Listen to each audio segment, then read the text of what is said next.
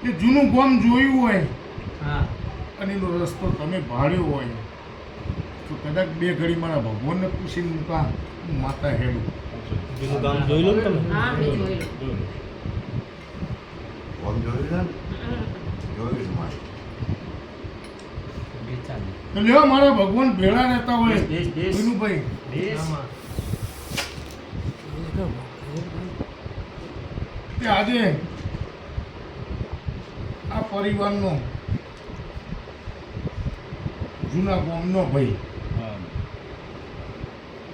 આ બે વડવાનું વસ્તારા જે પોચ ઘર મારો ખેદાઈ ગયો છે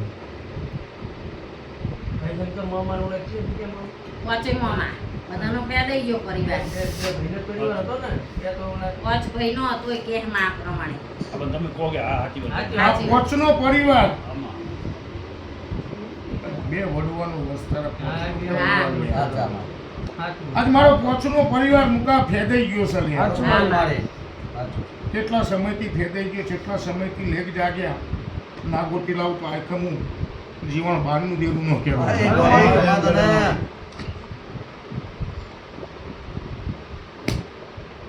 એ ભાઈ